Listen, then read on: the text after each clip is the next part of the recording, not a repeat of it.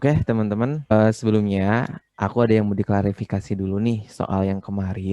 Jadi setelah aku coba diskusin lagi dengan guru aku juga, orang yang jauh lebih paham dibanding aku, jadi ternyata teman-teman nomor yang ini kemarin tuh jawabannya yang D. Nah, ternyata dalam bahasa Indonesia, khususnya dalam pembentukan kata, berarti morfologi. Morfologi imbuhan. Nah, ada yang namanya pemborosan imbuhan, teman-teman. Nah, pemborosan imbuhan itu apa? Disebut juga kontaminasi imbuhan. Ya. Dan di sini aku nulisnya pemborosan imbuhan aja. Nah, jadi ada kondisi di mana itu sebuah kata itu mengalami pemborosan imbuhan, yaitu kalau strukturnya kayak gini. Men gitu kan, ditambah per, nah ditambah kata sifat. Nah, kata sifat atau disebut juga adjektiva. Habis itu ditambah kan.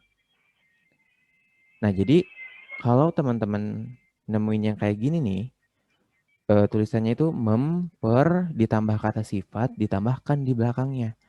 Ini disebut dengan namanya gejala pemborosan imbuhan, teman-teman. Ya, pemborosan imbuhan. Contohnya apa? Nah, nanti kita bakal belajar gimana sih kata kata sifat itu ciri-cirinya apa. Nah, contohnya di sini adalah kata lebar. Lebar atau misalnya besar, terus dekat gitu kan. Nah, ini kalau seumpama kita tambahin imbuhan memper ditambah lebar, besar atau dekat, terus ditambahkan. Nah, ini dalam bahasa Indonesia namanya pemborosan imbuhan alias salah gitu loh. Ya, jadi yang kayak gini tuh nggak boleh. Nah, berlaku juga untuk bentuk pasifnya. Ya, bentuk pasifnya juga termasuk untuk pemborosan imbuhan juga. Jadi kayak di sini diperlebarkan. Itu kan bentuk aktifnya itu memperlebarkan. Ya kan? Nah, makanya itu nggak boleh. Itu namanya pemborosan imbuhan. Jadi, jawaban untuk nomor ini yang kemarin ya, jawabannya adalah yang D. Gitu teman-teman.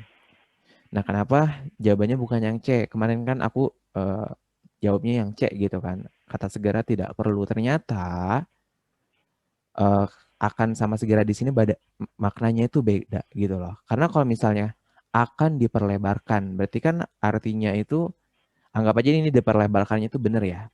Akan jalan raya itu akan diperlebarkan. Kan kalau akan diperlebarkan itu berarti artinya ya bisa dilebarkan besok atau lusa atau bahkan sebulan lagi gitu kan. Itu makna akan. Tapi kalau segera itu waktunya itu lebih strict lagi, lebih ketat lagi. Jadi bisa dilaksanakan besok atau lusa gitu. Nah, itu segera. Jadi maknanya berbeda. Kemarin aku miss makna gitu kan. Jadi jawaban yang benar untuk nomor ini yang D gitu. Ya, maaf ya teman-teman kemarin aku keliru nomor ini. Nah, nyampe sini ada yang mau ditanyain dulu nggak? Kak, mau nanya Kak. Boleh, Dian. Kak, berarti itu kalau misalkan salah satunya kata imbuhannya dipakai gitu, nggak boleh ada kata imbuhan lain gitu, harus salah satu aja. Atau Ini gimana, sebenarnya Kak? kesalahannya di sini, teman-teman. Jadi sebenarnya ini yang dikatakan pemborosannya itu karena ada pernya. Kalau membesarkan, melebarkan, mendekatkan itu ada ya. Lihat kayak di sini ya. Kita misalnya buka KBBI, misalnya membesarkan. Nah, membesarkan itu ada di KBBI, teman-teman. Tapi kalau ada pernya ya, walaupun ini kita sering dengar ya, memperbesarkan masalah gitu kan. Bahasa-bahasa yang sering kita dengar. Nah, ini tuh nggak ada gitu loh. Artinya kata ini tuh nggak ada dalam bahasa Indonesia. Kenapa nggak ada? Karena terjadi pemborosan imbuhan gitu. Boros imbuhannya kebanyakan. Nah, dalam kasus ini kebanyakan karena ada pernya itu. Gitu, Dian. Oke, semoga terjawab ya. Oke, Gitu. Kak, Jadi makasih, Kak. kalau ketemu kata sifat itu cukup melebarkan, pernya dihapus aja gitu. Oke, jadi Makasih, Kak. Sama-sama Dian. Oke, jadi aman ya buat nomor yang ini ya. Nah, selanjutnya kita move ke materinya. Jadi sebenarnya teman-teman, malam ini tuh kita bakal belajar yang namanya frasa dan kalimat inti. Jadi ketika teman-teman menentukan kalimat inti dalam sebuah kalimat, teman-teman yang pertama kali harus bisa dulu nih, gimana cara mengidentifikasi sebuah frasa dalam kalimat-kalimat gitu yang ada. Oke. Nah, jadi materi itu yang pertama kita bakal bahas yang namanya frasa, teman-teman. Jadi sebenarnya frasa itu apa ya? Frasa itu adalah gabungan kata yang terdiri dari lebih dari satu kata. Jadi bisa 2 kata, 3 kata. Nah, itu tuh disebut dengan frasa. Alias apa? Kumpulan kata itu disebut frasa. Sebaliknya, kata itu merupakan penyusun dari frasa. Jadi syaratnya katanya itu harus lebih dari satu ya. Boleh 2 kata, boleh 3 kata. Ini syarat yang pertama. Nah, syarat yang kedua, frasa itu hanya boleh menduduki satu fungsi kalimat. Nah, fungsi kalimat itu yang kayak gimana? Yang kayak kemarin. Ada predikat, subjek, objek, pelengkap keterangan, dan seterusnya. Itu fungsi. Ya, jadi secara umum frasa itu adalah gabungan kata yang terdiri lebih dari satu kata dan hanya menduduki satu fungsi kalimat aja. Nah, berdasarkan jenisnya, berdasarkan jenisnya, frasa itu, ini jenis katanya ya, berdasarkan jenis katanya, frasa kebagi ada 5 jenis teman-teman. Ada yang disebut dengan frasa nomina, ya, alias kata benda. Ada juga yang disebut dengan frasa verba, alias kata kerja. Ada juga yang disebut dengan frasa adjektiva, kata sifat. Ada juga yang disebut dengan frasa numeralia, alias yang berbentuk dari kata bilangan. Nah, yang terakhir, kelima ada yang disebut dengan frasa preposisional. Oke, ini gambarannya dulu aja. Habis itu frasa juga dibagi juga berdasarkan dari fungsinya teman-teman. Ada yang berfungsi sebagai subjek gitu kan. Ada juga yang berfungsi sebagai predikat. Ada juga yang berfungsi sebagai objek. Ada yang namanya pelengkap. Dan terakhir ada yang namanya keterangan. Dan satu lagi ada juga frasa berdasarkan inti pembentuknya teman-teman. Nah, inti pembentuknya sendiri ada yang namanya frasa endosentris. Aduh, sebenarnya aku kurang prefer sih ngafalin pakai nama-nama yang kayak gini. Endosentris, tapi nggak apa-apa deh, biar teman-teman mengenal ya. Endosentris. Alias disebut dengan frasa yang memiliki inti. Nah, nanti inti frasa kita bakal belajar. Nah, nanti frasa endosentris itu kebagi dua. Ada frasa koordinatif. Ya, kalau kemarin itu kan koordinatif tuh yang setara ya. Berarti ada 2 kalimat yang setara gitu kan. Alias kalau di frasa sebutannya itu berarti frasanya memiliki 2 inti. Nah, nanti kita belajar. Ada juga yang namanya frasa subordinatif. Ini frasa yang memiliki satu inti, teman-teman. Alias kalau di kalimat kan kemarin kita belajar ada induk sama anak gitu kan. Nah, itu kalimatnya tuh yang mana yang jadi inti? Itu kalimat induknya. Jadi cuma ada satu. Nah, habis itu nanti juga ada yang namanya frasa eksosentris. Nah, frasa eksosentris itu adalah frasa yang tidak memiliki inti. Berarti gini ya, sama dengan coret inti. Nah, ini biasanya itu terdapat pada frasa preposisional. Oke, gitu teman-teman. Ya, ini garis besarnya. Nah, selanjutnya, sebelum kita masuk ke jenis yang pertama, jenis yang kedua. Oke, kita mulai dari yang pertama dulu. Gimana cara membedakan jenis-jenis kata ya. Jadi teman-teman, cara menentukan jenis kata ya, jenis kata. Jadi kan jenis kata itu ini ada 1, 2, 3, 4, 5.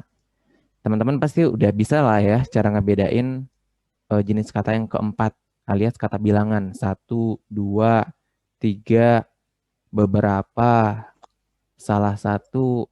Nah, itu kan merujuk kepada jumlah bilangan kan. Nah, tapi di sini yang sering banget ketukar itu ya orang-orang itu adalah frasa 1, 2, 3. Tapi kita bahas bareng-bareng. Nah, jadi yang pertama, cara menentukan jenis kata. Nah, yang pertama ada yang namanya kata benda, teman-teman. Atau bahasa Indonesianya itu nomina.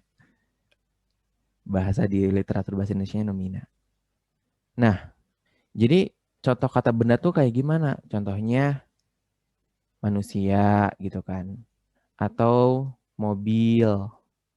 Atau misalnya karung gitu kan. Nah, ini kata-kata benda. Tapi ciri-cirinya kata benda ya teman-teman, kata benda itu bisa kita coba tes dengan menambahkan bukan di depannya. Nah, bukan ditambah nomina. Kita cek logis atau enggak. Contohnya misalnya gini, bukan manusia, logis ya. Bukan mobil, logis kan. Bukan karung, apa yang dibawa oleh dia ke rumah ini? Bukan karung. Oh, berarti kan logis ya. Sedangkan nanti kalau di kata kerja, itu misalnya kata kerja contohnya pergi. Ayah pergi ke pasar. Ayah bukan pergi. Bukan pergi itu lebih cocoknya bukan pergi atau tidak pergi.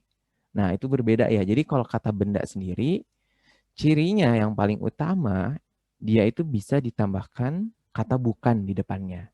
Jadi kalau logis, oh berarti ini nomina gitu. Nah, atau ciri yang kedua, bisa juga kita tambahkan numeralia di depannya. Bilangan angka ya. Nah, ternyata kata angka juga, kata bilangan itu bisa kita pakai untuk mengecek sebuah kata benda.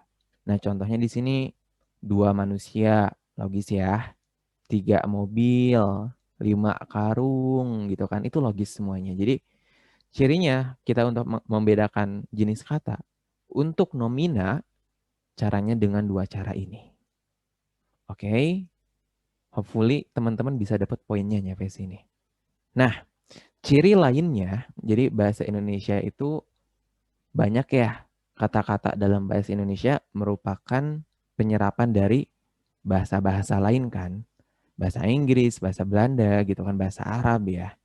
Nah, makanya jadi kayak misalnya contoh digitalisasi, misalnya digitalisasi itu kan dalam bahasa Inggrisnya digitalization gitu kan, atau television gitu, televisi. Nah, jadi ciri-ciri nomina dalam bahasa Inggris itu diserap ke bahasa Indonesia suka ada yang namanya pemarkah imbuhan, teman-teman. Pemarkah imbuhan itu jadi ada ciri-ciri beberapa imbuhan yang menandakan itu tuh kata benda. Jadi ada apa aja? Oke, di sini aku tulis pemarkah imbuhan yang menandakan nomina.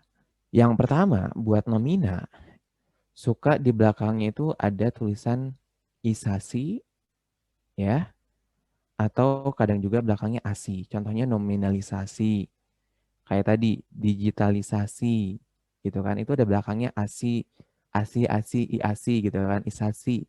Nah, itu teman-teman ya udah langsung connect aja. Ini pasti kata benda, gitu. Selanjutnya belakangnya logi, misalnya terminologi. Nah, itu juga kata benda. Habis itu eh, belakangnya tas. Ini belakangnya ya, ini tuh strip di sini tuh menandakan bahwa ada kata yang mengikuti. Nah, contohnya tas kayak gimana? Varietas, legalitas gitu kan. Nah, itu kata-kata benda. Nah, belakang an juga, kalau ada belakangnya an, itu pemarkah imbuhan penanda nomina. Nah, habis itu ada juga imbuhan-imbuhan umum yang menandakan nomina. Peran, pean, dan juga ada kean. Contohnya kemanusiaan gitu kan. Tapi ini aku tanda bintangin karena belum tentu semua imbuhan kean itu nomina. Contohnya kelaparan, itu kalau nggak salah kata kerja. Nah, jadi ini kalau kean ini belum tentu nomina. Tapi kalau peran, pean ini udah pasti nomina. Pertemanan, perhubungan,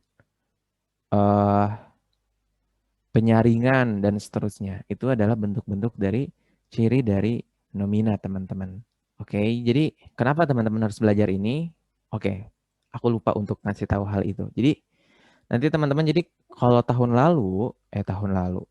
aku ya, kemarin UTBK, ada muncul nih soalnya tipenya kayak gini. Setiap manusia memiliki kecerdasan intelektual, bla bla bla bla bla.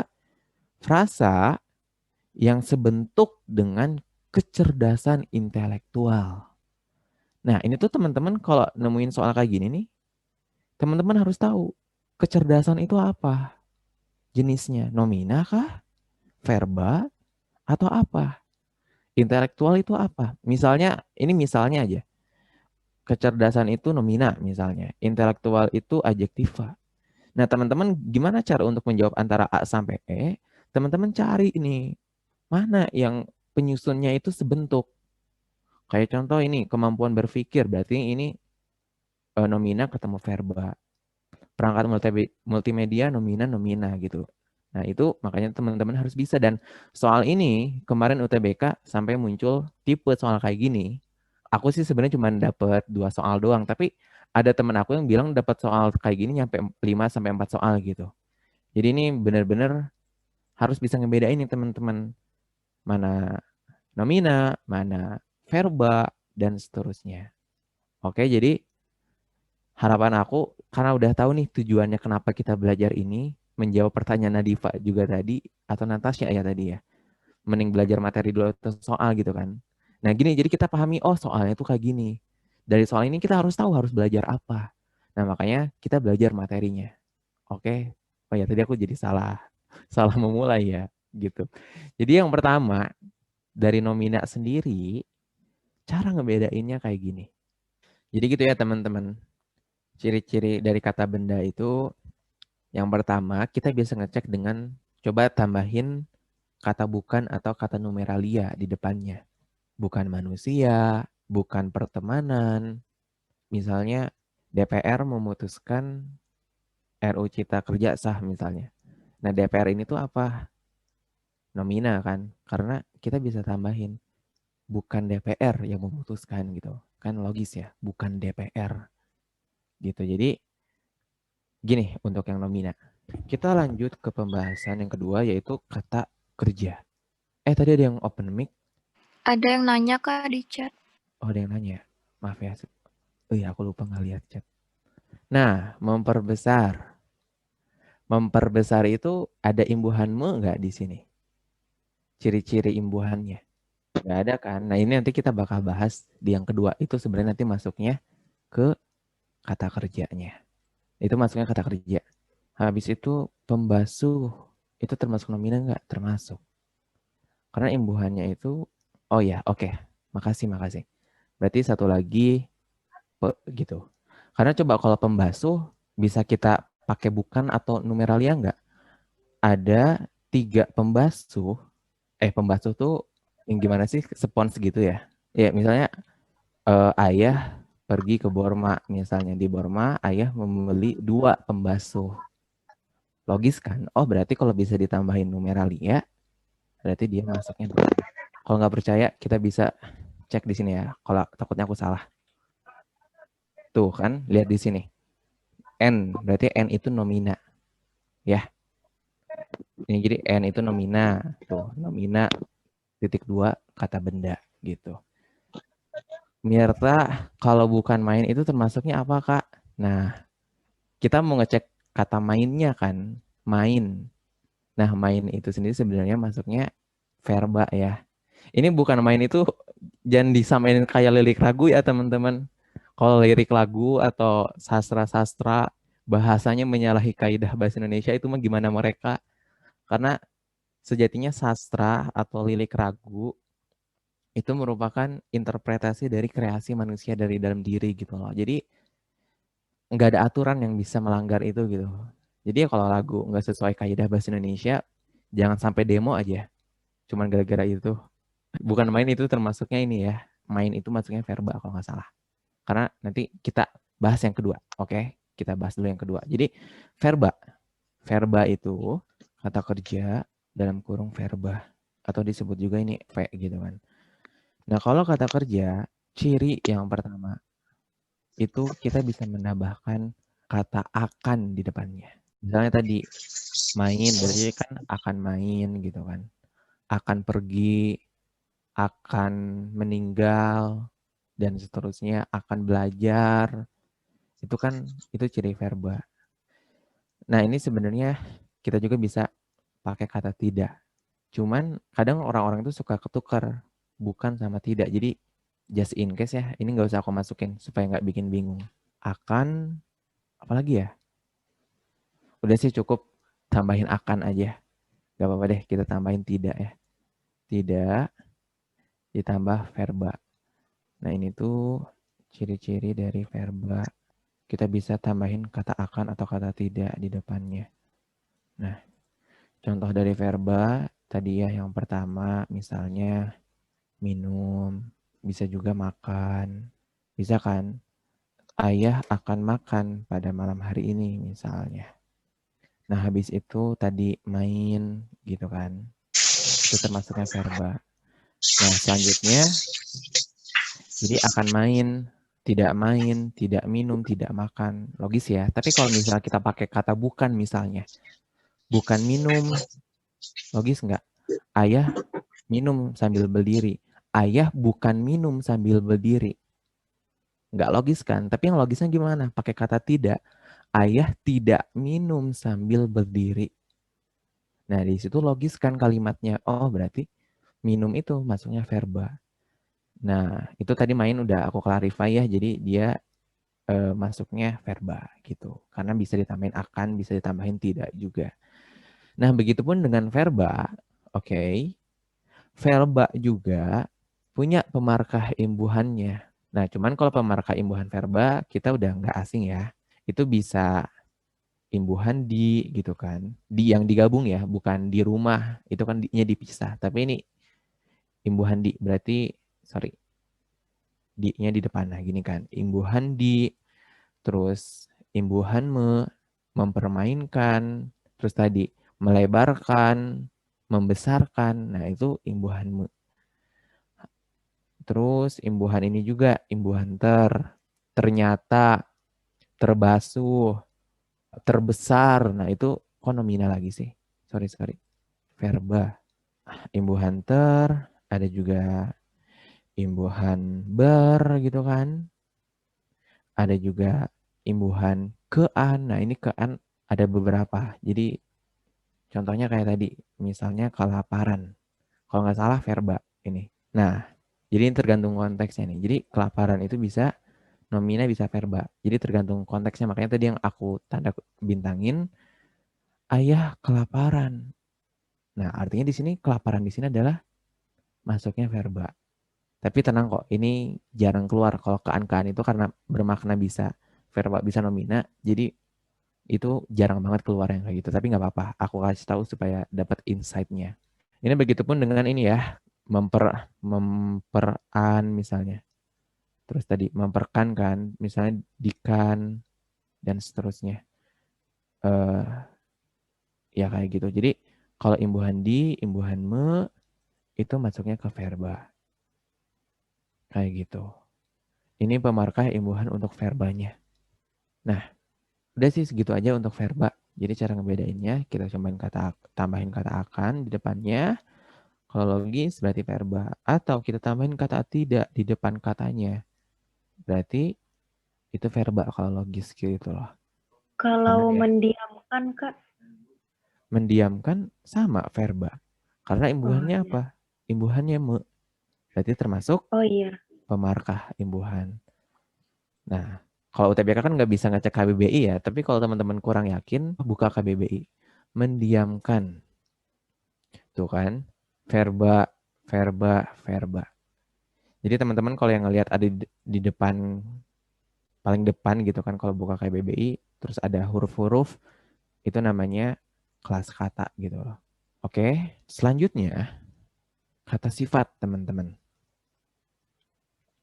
Kalau kata sifat alias adjektiva. Adjektiva atau disebut juga dengan huruf A kecil ya. Nah, ciri dari adjektiva, contohnya apa? Misalnya rajin, atau tadi besar, atau misalnya pintar gitu kan. Ganteng, cantik, gemuk, kurus. Nah, itu adalah kata-kata sifat. Nah, tapi gimana kenapa aku bisa tahu itu kata sifat gitu? Kan bisa menguruskan. Nah, itu kan karena ditambahin imbuhanmu, awalnya kata sifat jadi verba gitu. Nah, jadi kalau kata sifat sendiri, cirinya yang pertama itu bisa ditambahin kata sangat di depannya. Atau bisa juga lebih. Atau bisa juga paling. Nah, ini kalau ketemu sama sebuah kata dan logis, berarti itu adjektiva. Contohnya kayak gimana tadi? Sangat rajin. Logis kan? Lebih besar. Lebih cantik, lebih ganteng. Logis kan? Atau paling pinter di kelas gitu kan. Nah, gini nih kebiasaan. Gak selesai nulisnya. Paling pintar dan seterusnya. Ini adalah ciri dari adjektiva, teman-teman. Oke. Nah, begitupun dengan adjektiva, kata sifat, punya yang namanya pemarkah imbuhan. Nah, pemarkah imbuhan dari adjektiva tuh apa aja, Kak? Yang pertama, ya. Yang pertama dari pemarkah dari adjektiva ada akhiran is. Terus ada juga akhiran ika. Terus ada juga akhiran al, lokal, sosial gitu kan. Terus ada juga akhiran if, legislatif, komutatif, asosiatif gitu kan. Terus ada juga akhiran er, parlementer, terus moneter, otoriter. Nah, itu contoh-contoh dari pemarkah imbuhan adjektiva. Ya udah cukup segini. Ini yang sering keluarnya yang ini kayak gini. Nah, udah adjektiva gitu cara ngebedainnya. Jadi kalau misalnya belakangnya al, milenial, sosial, lokal gitu. Kalau is apa ya? Is ya. Nah, tapi kalau belakangnya is, ya is ya. Kalau isasi itu nomina. Kalau asi itu nomina. Kalau is itu adjektiva. Contohnya apa ya? Arkais bukan, Kak? Arkais. Oke, kita buktiin. Itu benar-benar kayaknya bisa. Arkais. Aktivis. Nah, benar tuh. Ya kan tuh arkais adjektiva. Betul banget. Tadi Christian ya. Nah, Rara juga benar. Aktivis. Bisa nih, lihat nih. Aktivis, Kak. Aktris. Coba aktivis dulu. Oh, ternyata aktivis nomina, teman-teman. Ini pengecualian. Contohnya tadi aktris. Kalau aktris itu Bukan, Kak, atletis. atletis. Elastis, Kak. Elastis gitu kan. Tuh elastis A ya, berarti adjektiva. Elastis A juga, berarti adjektiva. Jadi secara umum, teman-teman kalau ketemu belakangnya is atau misalnya tadi lokal, nah itu adjektiva ya. Yang biasa kita pakai lokal itu makna adjektiva. Kecuali kalau kayak gini ruang yang luas. Sekolah itu terdiri atas 7 lokal. Itu kan jarang dipakai teman-teman kalimatnya. Tapi kalau lokal, misalnya kearifan lokal, nah itu sifat dari kearifannya gitu. Jadi gitu teman-teman buat kata sifat. Kak mau tanya, Kak. Face. Coba-coba kita cek. Aku juga penasaran. Face. Bentar ya. Fanaya. Oh ternyata katanya nggak baku teman. Oh ya teman-teman kalau buka KBBI daring, terus nemuin kayak gini nih kondisinya. Tiba-tiba ada tulisan ateis, tanda panah ateis. Nah ini tuh artinya kata ateis yang pakai huruf H itu nggak baku. Nah ini kata bakunya. Nggak ya, kalau ateis itu bukan penyerapan tapi memang ada sebuah nama namanya ateis gitu loh. Feminis, nah nasionalis. Oke, ini terakhir ya, feminis. Itu kan berkaitan dengan feminisme gitu. Itu adjektiva. Oh ya, coba dicek lagi. Bisa nggak pakai kata sangat? Kayak tadi kan sangat ateis itu kan kurang logis. Gitu loh. lebih ateis, kurang logis gitu. Jadi coba diperiksa juga pakai kata bantu ini. Oke, Fanaya, gimana tadi? Mau tanya kan? Mau tanya sama perbedaannya klausa adjektiva itu gimana sih, Kak? Klausa adjektiva. Itu pertanyaan kamu. Iya, soalnya kemarin ada di TO, tapi saya nggak tahu. Oh, gini. Kalau klausa adjektiva, jadi gini, awalnya itu kan huruf. Ya. Dari huruf, nanti akan membentuk sebuah kata. Ya kan? Nah, nanti kata-kata berkumpul akan membentuk yang namanya frasa. Ini yang kita bahas. Aku yakinlah teman-teman udah paham ya kata huruf ya A B C D E, kata ya udah ini satu kata gitu kan. Nah, kumpulan kata ada yang namanya frasa. Nah, dari frasa nanti kumpulan frasa akan membentuk yang namanya klausa. Nah, klausa itu apa? Nanti dari klausa itu akan membentuk kalimat. Nah, tapi kumpulan frasa itu bisa disebut juga nanti jadi kalimat. Nah, di sini jadi sebenarnya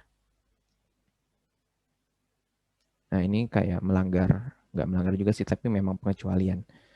Jadi klausa itu dalam bahasa Indonesia itu bisa kita sebut sama dengan kalimat gitu kan.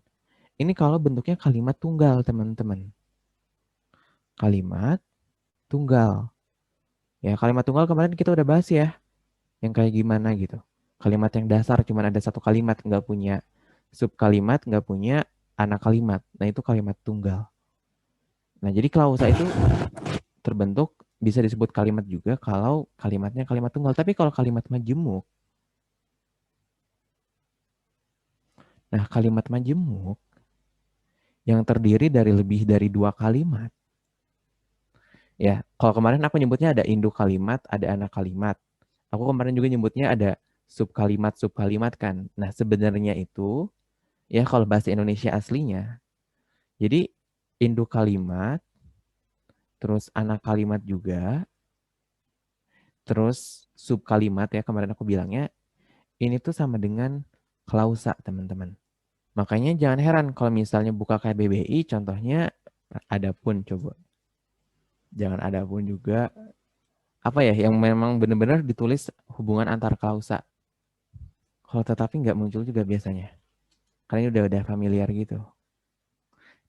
Nanti teman-teman kadang nemuin ya di KBBI, contohnya kalimatnya bakal kayak gini. Kata penghubung antar klausa. Nah, misal teman-teman masukin konjungsi, nanti bakal muncul kata penghubung antar klausa.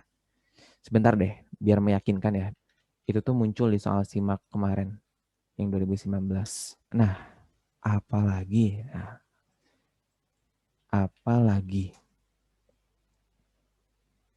Nah, lihat di sini. Apalagi itu kan termasuk konjungsi subordinatif ya, karena bukan termasuk yang 6 kemarin. Nah, di sini, apalagi itu bermakna gini. Kata penghubung antar klausa dan klausa. Nah, jadi teman-teman kalau nemuin antar klausa dan klausa, itu artinya dia konjungsi intrakalimat. Nah, gitu. Nah, jadi makanya buat yang maksudnya klausa itu apa?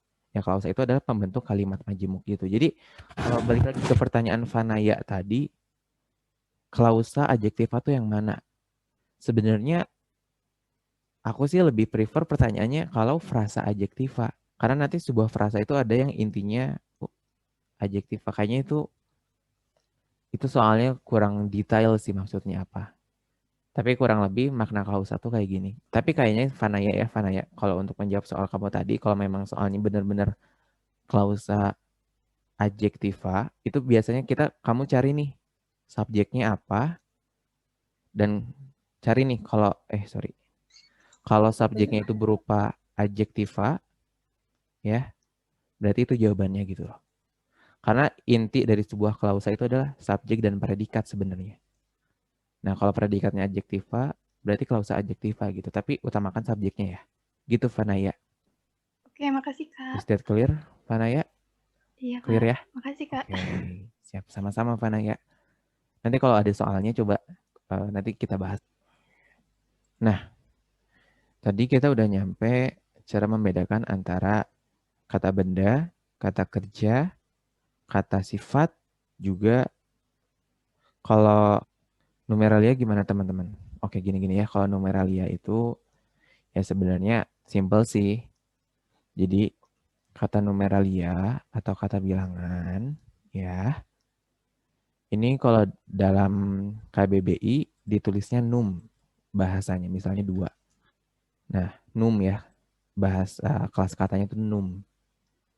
Nah, itu disebut juga numeralia. Ya udah, kalau ini sih kata-kata bilangan teman-teman pasti udah tahu sih kayak gimana. 2 gitu kan. Atau misalnya 3 gitu kan, beberapa dan seterusnya. Nah, biasanya kata bilangan itu ciri-cirinya dia itu harus punya teman gitu loh. Gitu sih kalau kata bilangan. Kalau terakhir kata preposisional itu kata kayak yang udah kemarin kita pelajari loh. Ada di gitu kan.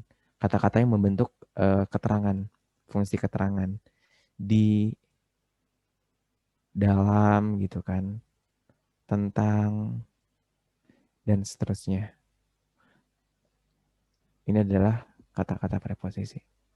Gitu teman-teman. Tapi yang biasanya muncul ya teman-teman yang harus paham benar-benar itu adalah 1 sampai 3. Oke, 1 sampai 3. Oke, kita contohnya. Kita ke contoh soal. Misalnya, ini aku bikin soal ya. Ada frasa kebijakan moneter misalnya. Nah, pilihannya itu A, misalnya pengangguran terbuka. Yang B, hak terdakwa. Yang C, misalnya pembelajaran daring. Misalnya yang D, kearifan lokal. Dan E, misalnya aktivitas vulkanis. Pertanyaannya, manakah frasa di bawah ini yang berpola sama dengan frasa kebijakan moneter? Nah, cara mengerjakan soal ini gimana? Langkah-langkahnya. Yang pertama, teman-teman harus analisis masing-masing kata-katanya, jenis katanya.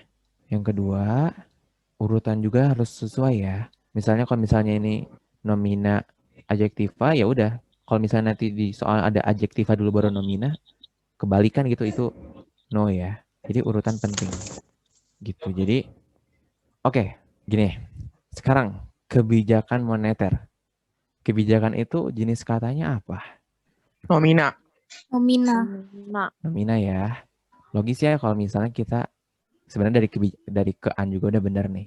Tapi kan kita bisa cek juga. Ada 2 kebijakan moneter. Logis ya. Atau misalnya bukan kebijakan moneter. Logis kan kalau dirasa-rasa kan. Jadi nomina kebijakan itu. Kalau moneter itu apa? Sifat bukan, Kak. Kenapa sifat sin? Belakangnya R. Betul. Adjektiva ER.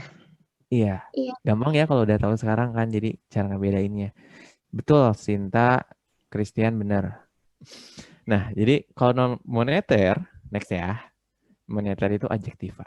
Nah, pengangguran terbuka. Oke, menurut teman-teman gimana? Pengangguran itu apa? Pengangguran nomina. Nomina. Ya, pengangguran nomina. Kalau terbuka, Verba. verba. Ada Kenapa kata verba? Nah, kalau B, hak. Nomina sih. Ya, nomina. Verba kan? Verba kayaknya. Iya. Coba kalau verba, bisa ditambahin akan nggak? Nggak bisa. Kalau bukan hak. Logis, Nah, Kak. logis ya. Nomina Jadi, berarti ya. iya betul, nomina. Nah, tapi nanti ini ada yang menarik nih. Oke, next dulu. Nanti aku pengen jelasin lebih lanjut yang B. Kalau yang C, pembelajaran daring. Nomina. Daring itu Enggak ada, bukan? verba. Kalau Verba ditambahin bukan sih. Bukan Ada Kalau ya. dari ditambahin bukan, logis nggak? Logis aja, Kak. Pertama-tama, kita tahu nih, daring itu, teman-teman tahu nggak sih daring itu sebenarnya akronim dari dalam Luring. jaringan.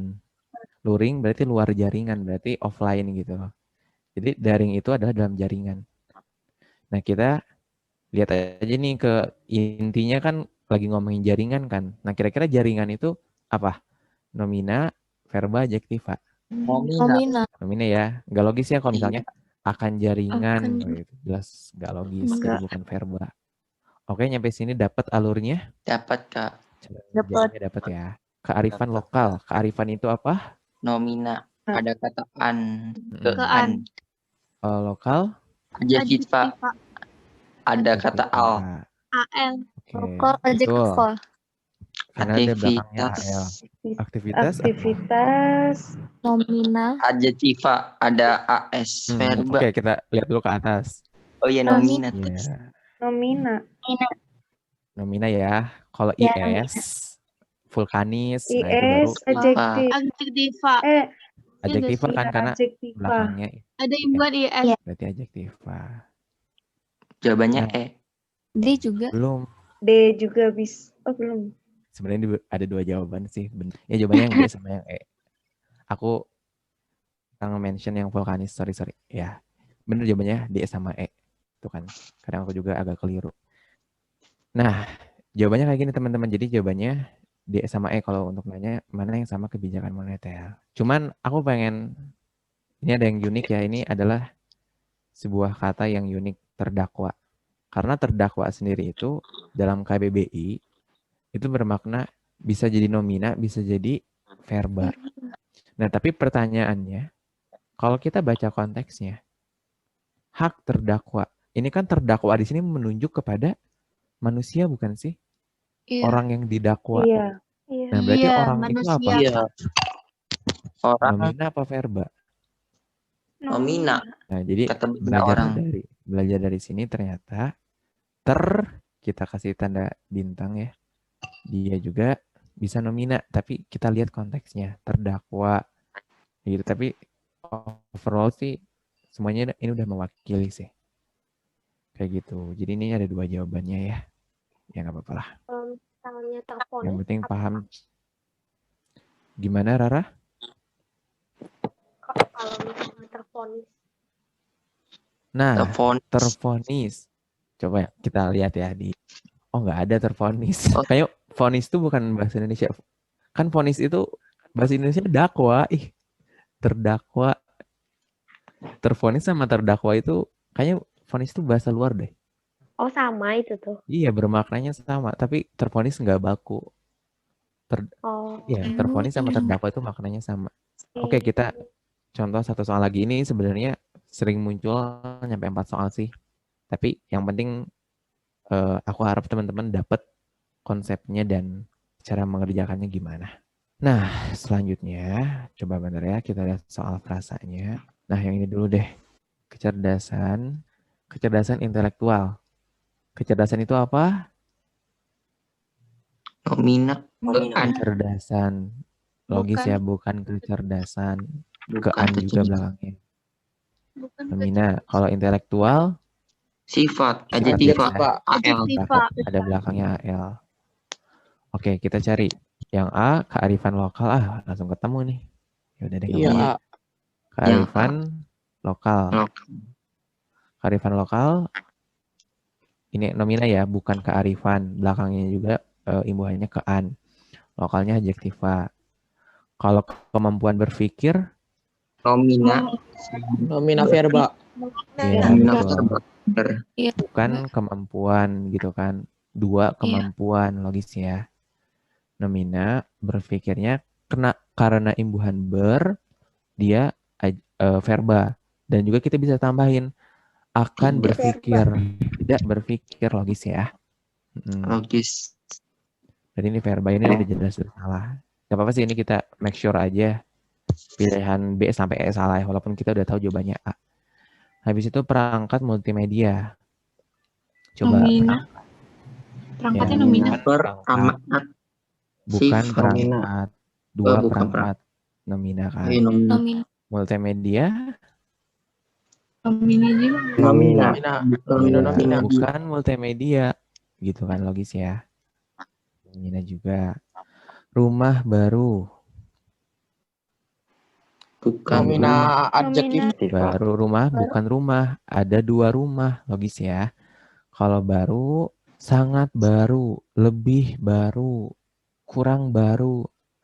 Logis ya, berarti dia adjektiva. Gitu teman-teman. Jadi cara ngetesnya gitu pakai kata-kata bantuannya. Kaum terpelajar. Nomina. Nomina verba. Verba. Iya. Ter. Imbuhannya ter. Kaum di sini bermakna nomina. Jadi jawabannya apa?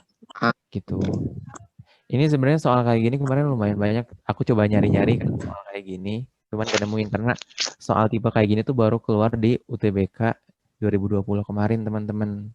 Sedangkan tahun 2019, 2018 nggak ada soal kayak gini. Jadi bank soal yang aku punya minim banget punya tipe soal kayak gini. Padahal ini kemarin banyak banget keluar di UTBK.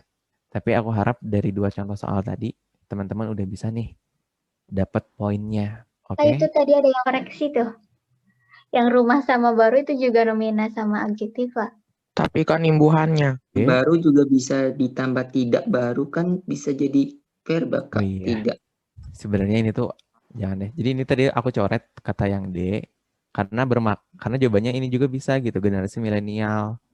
Generasinya nomina milenialnya kan adjektiva. Aku cari kata yang lain, ngasal aja nulis. Ternyata nomina adjektiva juga. Aduh, maaf ya. Jadi ini coba ganti kata deh. Jangan baru. Misalnya pakai rumah dia gitu lah ya. Ya udah, ini ganti jadi dia.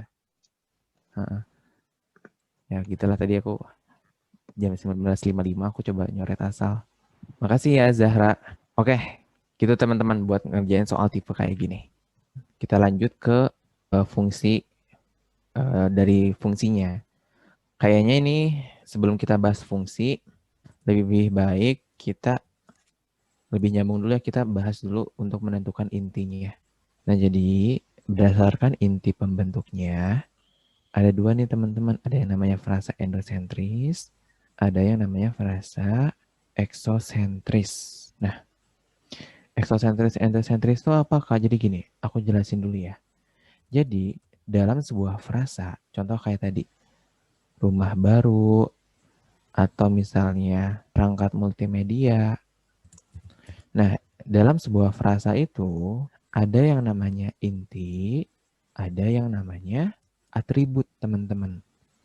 Jadi dalam sebuah frasa ini tuh punya yang namanya inti, ya kan lebih dari 1 kata ya. Jadi ada yang namanya inti, ada yang namanya atribut alias bukan inti gitu loh. Nah inti juga, inti, atribut. Nah inti bahasa lainnya itu ditulis juga diterangkan. Nah ini kalau teman-teman buka buku penyuluhan kalimat, pakainya bahasanya diterangkan, bukan inti.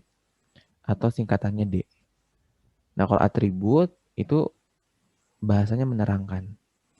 Atau disebutnya M. Jadi nanti teman-teman bakal nemu nih, ada soal manakah yang berpola DM, mana yang berpola MD. Jadi sebuah frasa itu bisa berpola DM alias inti dulu baru atribut, atau bisa berpola MD. Nah biasanya nanti suka beberapa kali muncul nih soal kayak gitu. Manakah frasa di bawah ini yang berpola DM? Nah teman-teman otomatis harus bisa menganalisis nih. Frasa rumah baru tuh polanya apa? DM kah? Atau misalnya frasa akan pergi. Ini tuh apa? DM atau MD gitu. Nah jadi gini teman-teman. Secara simpelnya tuh gini aja. Cara menentukan mana inti, mana atribut, kita tinggal lihat aja di frasanya. Inti itu bahasa kerennya itu yang difokus, yang paling fokus dalam frasa itu.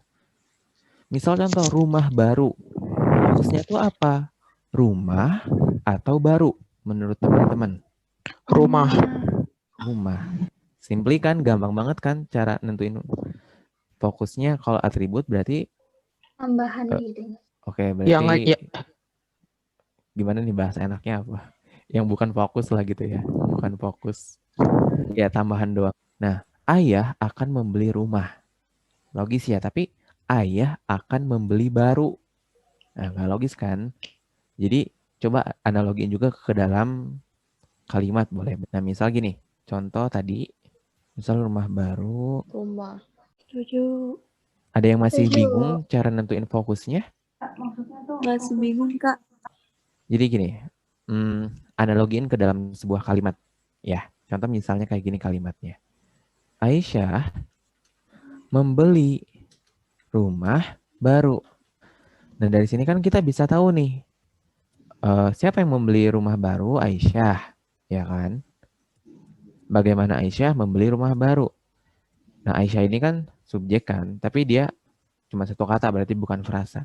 Nah, rumah baru di sini kan ini frasa objek. Nah, menurut teman-teman, ini tuh fokusnya tuh si Aisyah itu membeli rumah atau membeli baru? Rumah. Rumah kan, jadi bisa kita kotakin nih, baru sama rumah. Jadi fokusnya yang mana? Kalau fokusnya rumah, oh berarti ini yang diterangkan intinya.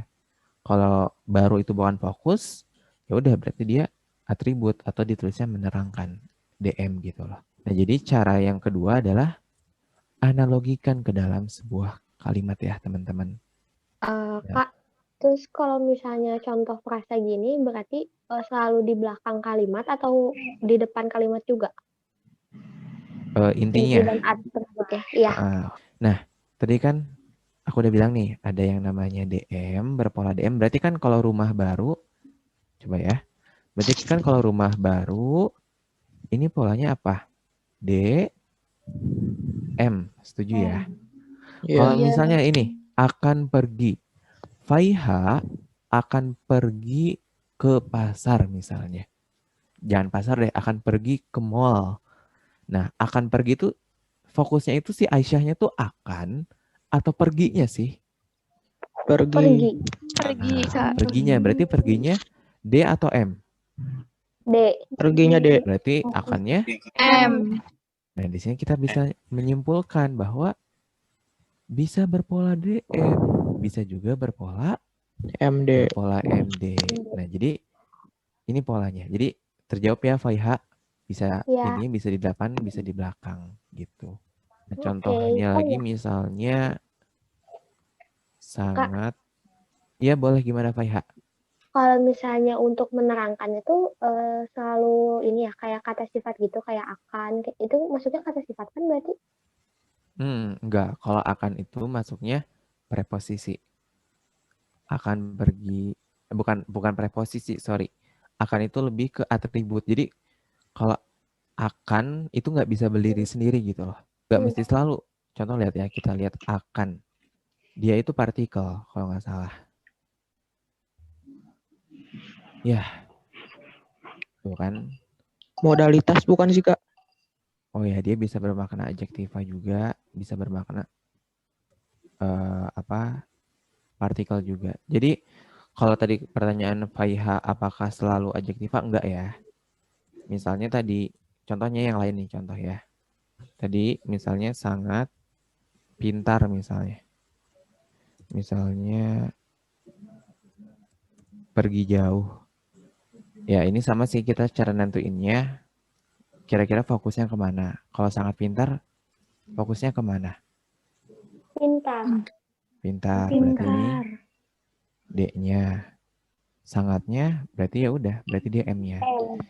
Jadi kalau unsur inti itu pasti selalu satu kata, teman-teman. Nah, misalnya ini aku tambah lagi ya, pergi jauh sekali. Nah, ini frasa, teman-teman. Oke, misal tambahin lagi di depannya kata akan. Ayah akan pergi jauh sekali. Ini kan satu frasa predikat ya, akan pergi jauh sekali. Keren kan frasanya 4 kata. Nah, ini tapi tetap sebenarnya si ayah itu intinya tuh apa? Akan Jauh. pergi jauh atau sekali. Kalau Pergi.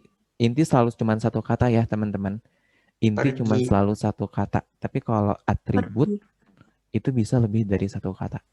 Udah, berarti kalau misalnya yang ini, berarti perginya itu diterangkan. Ya udah, sisanya apa? Menerangkan, menerangkan, menerangkan gitu. Oke, berarti aku tambahan kalau inti ini satu kata, kalau atribut ini bisa lebih dari satu kata. Karena frasa itu bisa terdiri dari 2 kata, 3 kata, 4 kata setelah. Yang penting cuma menduduki satu fungsi kalimat. Nah, itu untuk yang frasa endosentris. Tapi dia masuknya ini subordinatif. Nah, ini yang kita bahas, yang di atas ini.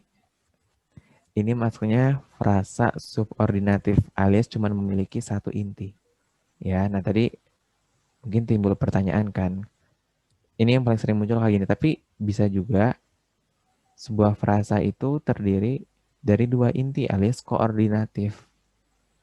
Nah, itu yang kayak gimana? Nah, contoh ya, biar kita langsung kebayang aja. Ini lihat contoh di sini kan dia dibilang jika suatu kelompok kata menduduki 2 fungsi yang berbeda, artinya telah melampaui batas fungsi.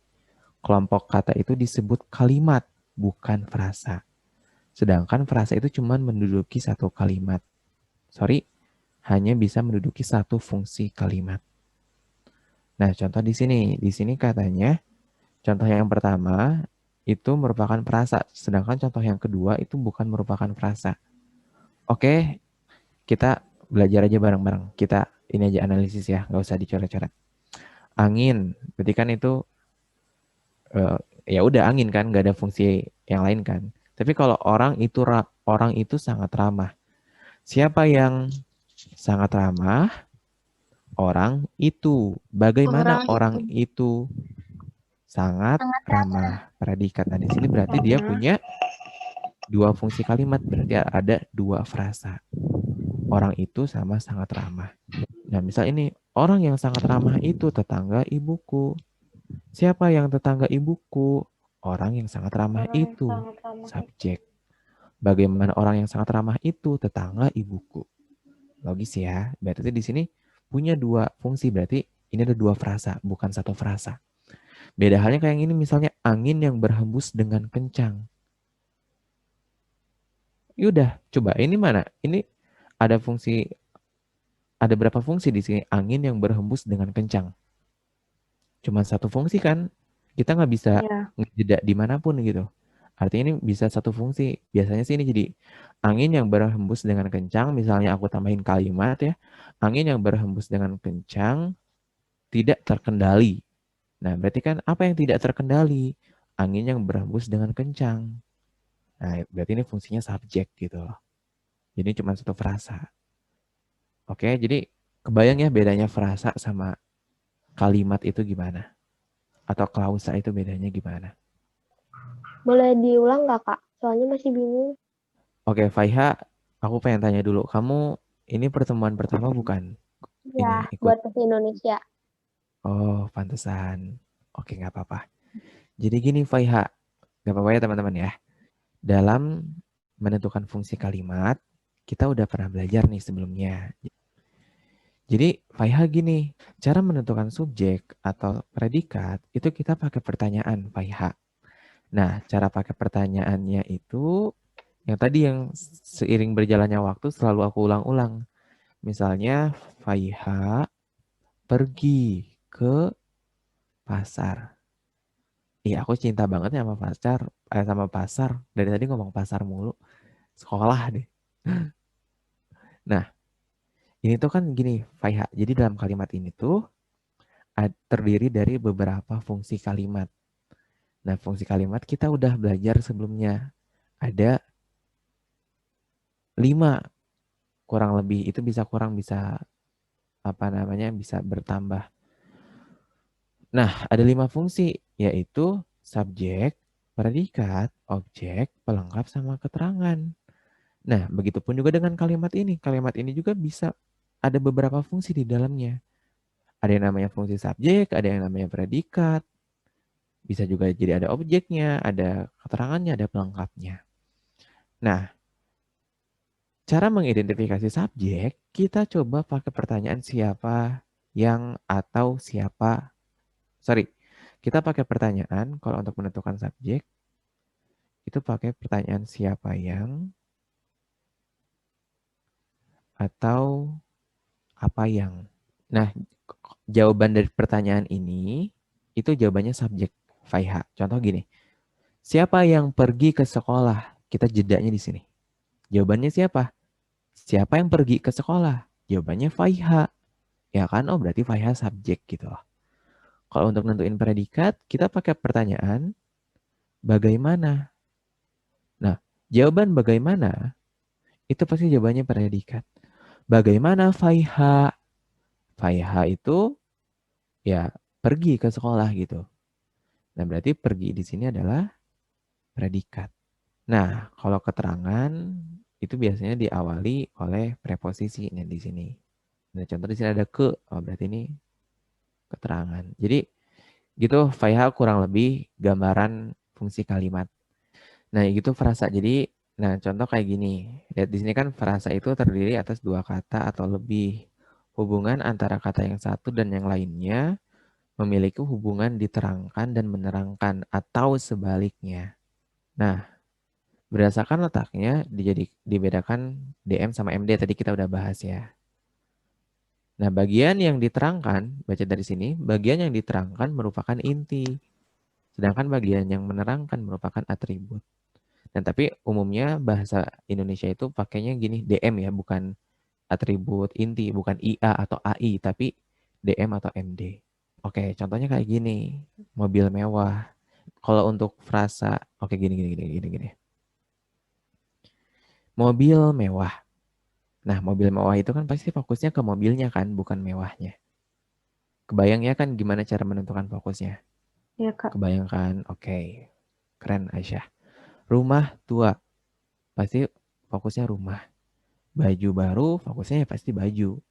Nah, jadi kalau untuk frasa yang ada numeralianya, ini tuh sebenarnya ada perbedaan pendapat antara ahli bahasa. Aku belajar ke guru aku yang satu, guru aku yang dua, di bimbel aku NF ya.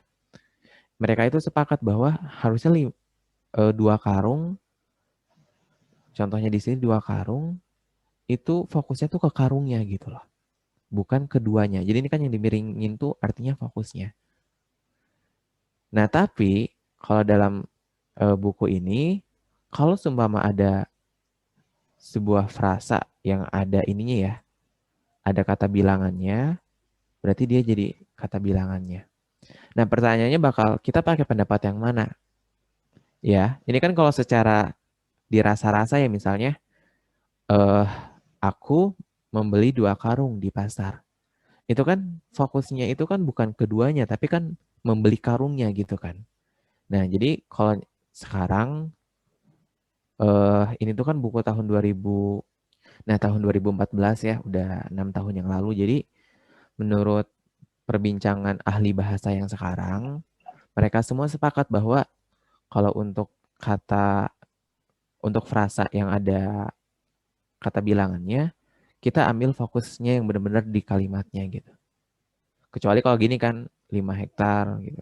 Tapi kalau 2 karung jelas-jelas fokusnya ke karung gitu. Ya jadi ini perlu digarisbawahi yang ini. Nah selanjutnya, nah ini kan berpolanya DM ya. Inti dulu baru atribut. Nah contohnya ini yang lain. Akan pergi, belum makan, sedang tidur. Sangat tampan, agak pendek, kurang pandai. Paling kecil, tidak jemu. Jelas ya, yang dimiringin itu intinya. Unsur yang diterangkannya. Nah nyampe sini, teman-teman dapat nggak poinnya? Cara ngebedain inti, atribut, diterangkan sama menerangkannya. Bisa membedain nggak? Tinggal lihat fokusnya aja sih dirasa-rasa. Kalau cinta pribadi sih alhamdulillah bisa sih Kak kalau bedain gitu. Ya alhamdulillah. Nah ini tuh namanya frasa subordinatif. Artinya cuma punya satu inti. Nah tapi ada juga Nah, ada juga yang namanya frasa endosentris koordinatif, yang artinya punya dua inti. Nah, contoh gini. Nah, kalau frasa koordinatif, di sini ada contohnya yang pertama, ibu, bapak. Nah, atau contoh yang lain, misalnya siang, malam. Nah, ini yang punya dua inti. Atau bahasa lainnya, ini adalah frasa koordinatif. Kalau yang punya satu inti, frasa subordinatif. Ya, contohnya apa kayak tadi, akan pergi. Jangan deh, aku nyontoh aja di kiri ya. Agak kaku.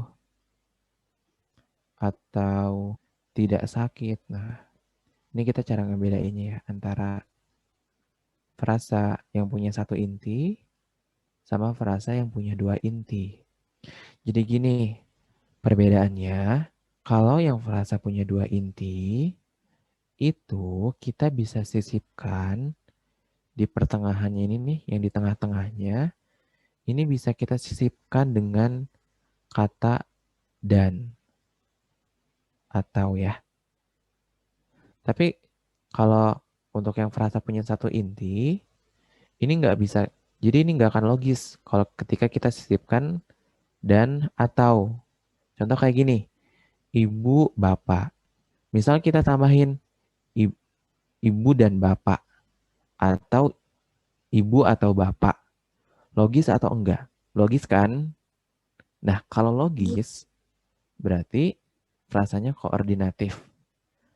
Atau sederhana aja deh, artinya dia punya dua inti. Jadi ini tuh D gitu loh. Siang, malam. Siang dan malam gitu kan. Berarti ini juga sama. D. Tapi kalau agak kaku, misalnya kita tambahin agak dan kaku. Logis nggak? Agak atau kaku? Enggak, Kak. Nah, berarti kalau nggak logis berarti ya udah ini ada satu inti. Nah, satu intinya di mana? Fokusnya ke mana? Fokusnya ke kakunya. Berarti D, M gitu kan. Tidak sakit. Tidak dan sakit. Nggak logis ya, jelas ya. Berarti kalau nggak logis, berarti ini punya satu inti doang. Intinya di mana? Sakit ya. Nah, ini kebetulan contohnya dua-duanya MD polanya. Nah gitu teman-teman. Jadi kadang nanti suka ditanya, frasa di atas memiliki berapa inti? Nah gini ya cara ngebedainnya. Kalau punya dua inti berarti kayak gini cara jawabnya. Oke, ini untuk yang frasa koordinatif. Jadi kita udah bahas nih frasa endosentris, koordinatif, sama subordinatif. Bisa ngebedain antara inti atributnya, D sama M-nya, dan juga udah bisa ngebedain ya cara membedakan frasa yang memiliki dua inti, itu tinggal kita sisipkan kata dan atau. Kalau logis berarti punya dua inti, kalau nggak logis berarti cuma punya satu inti. Kak, bisa nggak punya tiga inti? Bisa, tapi dengan syarat kayak gini, ibu, bapak, adik misalnya. Ibu, bapak, adik pergi ke sekolah. Nah itu kan subjeknya ibu, bapak, adik gitu kan. Nah ibu, bapak, adik kan bisa kita tambahin ibu dan bapak atau adik pergi ke sekolah. Nah itu bisa. Dengan syarat ketika, tapi jarang sih yang kayak gitu, biasanya cuma maksimum dua inti. Ketika kita sisipkan dan atau kata atau, itu logis. Jadi gunakan lagi panca indera teman-teman masing-masing untuk merasakannya. Oke. Nah terakhir nih, frasa eksosentris. Jadi kalau frasa eksosentris itu adalah sebuah frasa yang tidak memiliki inti. Atau bahasa buku penyuluhan kalimatnya, frasa eksosentris adalah frasa yang lingkungan distribusinya, maksudnya itu adalah lingkungan distribusi itu artinya unsur penyusunnya tidak sama dengan salah satu unsurnya, sehingga salah satu unsurnya tidak ada yang dapat menggantikan fungsi frasa tersebut, seperti tampak pada beberapa contoh berikut. Nah, aduh, bahasanya agak ribet ya. Tapi intinya sih, jadi frasa eksosentris itu tidak memiliki inti. Gitu aja. Jadi fungsinya cuma menerangkan semuanya, gitu loh. Dan yang kedua, dia adalah frasa preposisional. Hal itu yang berfungsi sebagai perluasan ya. Perluasan sendiri itu bisa apa? Bisa yang kalau kita tambahin yang. Tadi kayak tadi angin yang berhembus dengan kencang gitu kan. Nah, dari kata yang sampai ujung itu tuh frasa eksosentris alias nggak punya inti. Jadi fungsinya cuma menerangkan. Nah, atau bisa juga frasa yang memang terdiri dari frasa preposisional. Ya, yang artinya dia diawali oleh preposisi. Nah, preposisi itu yang paling sering muncul itu apa? Yang ini tadi ya. Nih, preposisi. Berarti ada di, ke, dari. Kayak tadi kan contohnya di atas bukit. Nah, itu kan diawali oleh kata di gitu kan. Pada, dalam, tentang, untuk, kepada, daripada, bagi, untuk, dengan, dan masih banyak lagi ya. Nah, kayak gitu. Tapi ini yang paling sering munculnya. Nah, jadi frasa preposisional gitu. Oke. Nah. Oke, diawali oleh preposisional. Contoh. Di atas bukit, ke pasar gitu ya. Yang berhembus dengan kencang misalnya. Nah, ini adalah frasa-frasa eksosentris alias dia itu nggak bisa berdiri sendiri. Jadi cuman fungsinya menerangkan gitu loh. Ya. Ini kan di atas bukit kan ya ini lagi ngomongin apa? Di atas bukit tuh apa? Siapa yang di atas bukit?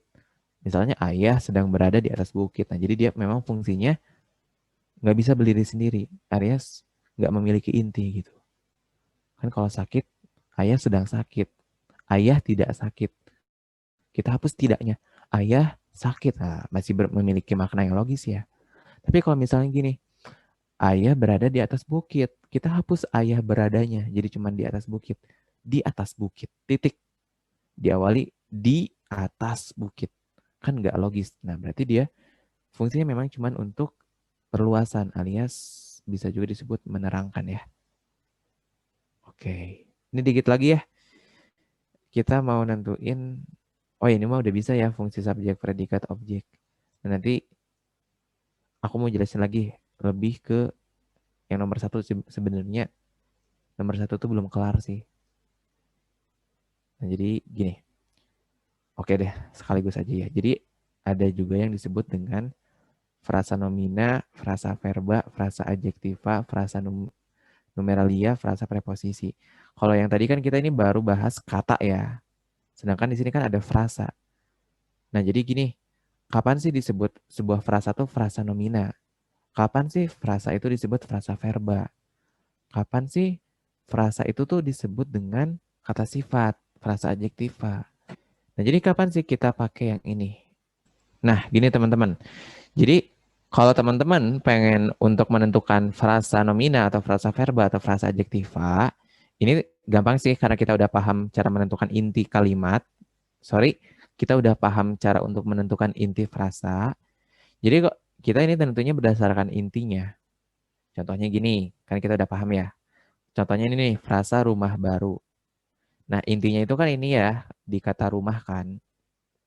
Nah, rumah itu apa sih? Nomina, verba, adjektiva, atau apa? Nomina. Nomina. Karena dia intinya nomina, maka frasa rumah baru itu disebut dengan frasa nomina. Nah, gampang ya. Atau ini contoh perangkat multimedia. Ini fokusnya ke perangkat ya. Perangkat apa? Perangkat multimedia. Berarti DM. Nah, perangkat itu apa? Nomina atau verba atau adjektiva? Nomina. Nah, nomina kan ya udah berarti frasa perangkat multimedia itu adalah frasa nomina. Sekarang akan pergi. Intinya apa? Pergi. Nah, pergi itu apa? Verba. Oh, berarti ini disebut dengan frasa verba. Sangat pintar. Intinya apa? Pintar. Pintar itu apa? Kata sifat. Sifat. Berarti FA, frasa adjektiva. Berarti ini tahu ya, ini frasa verba jauh. Kok ini MM sih? Oh ya, ini masih ini panjang nih ya. Sorry. Nah, ini berarti ini kesatuan frasa verba. Nah, gitu sih teman-teman. Kalau kata bilangan kayak tadi. Intinya yang bilangannya. Kalau preposisi tadi di rumah misalnya. Ini kan frasa eksosentris ya, yang frasa preposisional tadi. Ya udah, berarti ini frasa preposisional. Udah. Gampang kan? Jadi kita udah bisa nentuin ini frasa nomina, frasa verba, dan seterusnya. Oke, nyampe sini. Alhamdulillah. Untuk teorinya sih kita udah selesai ketiganya. Oh iya, tadi Intan nanya. Sorry, lupa. Kamu tanya, untuk yang 2 inti itu berarti kedudukan intinya sama ya Kak? Inti yang 1 sama inti yang kedua. Iya, betul. Sama Intan. Jadi kedudukannya sejajar. Jadi kalau ditanya intinya yang mana? Intinya ya udah Bapak dan Ibu gitu. Ada 2. Ya, terjawab nggak Intan? Terjawab, Kak. Makasih, Kak. Ya, sama-sama Intan. Oke, karena nggak ada pertanyaan lagi, kita lanjut ke soalnya. Kalimat, ini ya, kalimat pemimpin karismatik itu dilahirkan di Blitar. Oke. Aku tanya, subjeknya mana, predikatnya mana, objeknya mana kalau ada, pelengkapnya mana kalau ada, keterangannya mana kalau ada. Oke, Alma. Yuk, gimana Alma? Siapa yang dilahirkan di Blitar? Pemimpin Betul. karismatik itu. Oke, berarti pemimpin karismatik itu dia subjek. Oke. Terus? Bagaimana pemimpin karismatik itu dilahirkan? Dilahirkannya? Predikat. Di Blitarnya apa? Keterangan. Ya, betul. Keterangan tempat. Yap, keterangan. Nah, kalau ditanya, kalimat ini terdiri berapa jumlah frasa? Alma 2, ada pendapat yang lain? 2. Aku 3. 2. 3, Kak. Christian 3. 2. 3. Oke, Dua ya. 3 atau 2. Oke, kita 2. lihat di sini. Syarat yang pertama frasa. Frasa itu terdiri dari lebih dari 1 kata. Nah, kalau di sini, kalau misalnya ada 3, pertanyaan aku, dilahirkan itu 1 kata atau 2 kata atau lebih dari 1 kata? 1 kata. 1 kata. Nah, 1 kata. 1 kata. Berarti dilahirkan itu frasa atau kata? Kata. Kata, bukan frasa ya. Jadi di sini sebenarnya pemimpin karismatik ada 3 kata. Di Blitar ada 3 kata. Jadi di sini ini adalah frasa pertama, ini adalah frasa yang kedua. Jadi di sini ada 2 frasa. Jawabannya yang E. Oke? Paham ya teman-teman? Paham. Paham. Selalu berdandan dengan sederhana. Nah, ini katanya frasa teman-teman. Berarti ada terdiri dari 4 kata. Menurut teman-teman, ini tuh fokusnya tuh ke apa? Berdandan. Kemungkinan ada 2 inti nggak? Ada. 1, Kak. 1 ya.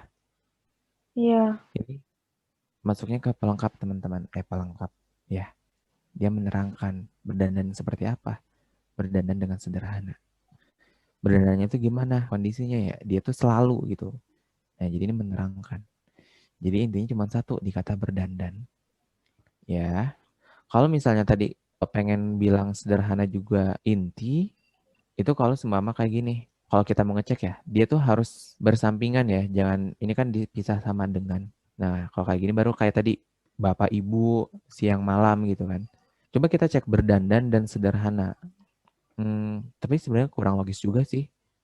Ya kan, berdandan dan sederhana. Berarti tetap ya cuma punya 1 inti. Gitu. Oke. Jadi jawabannya yang C.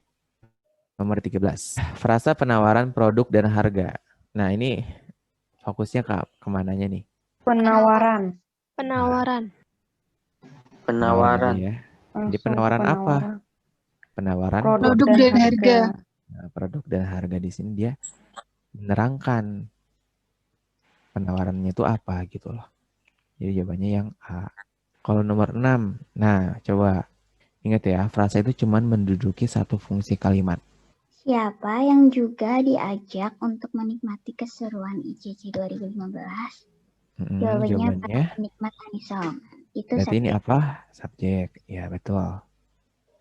Bagaimana subjek? Lanjutin. Bagaimana para penikmat Anisong Mm-mm. juga diajak untuk menikmati keseruan. Predikatnya nyampe mana nih?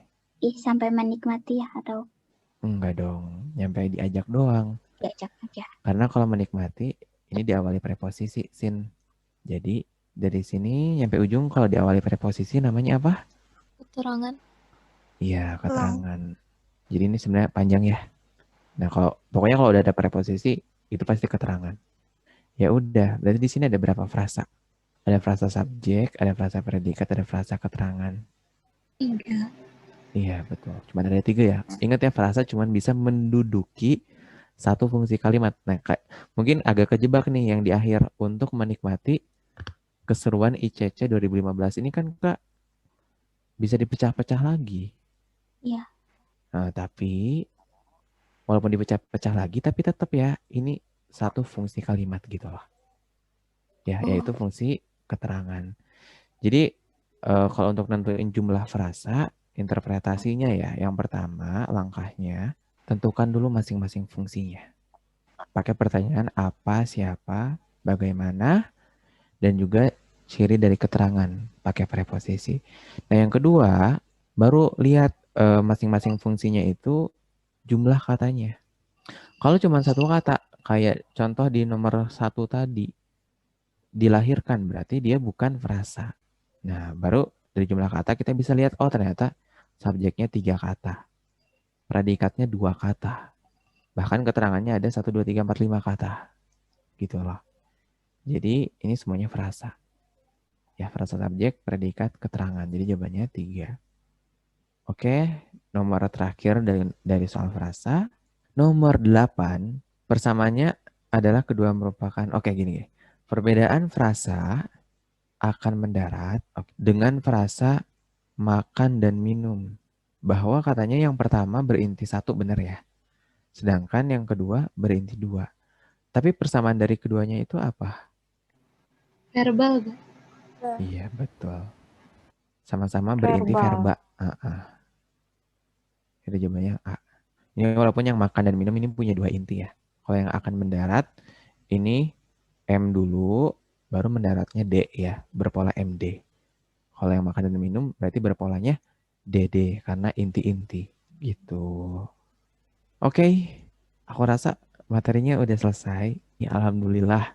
Udah materi frasa kurang lebihnya segini.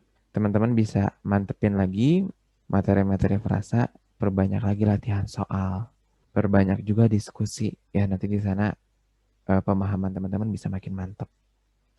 Ya kurang lebih dari materinya sekian ya, segini aja.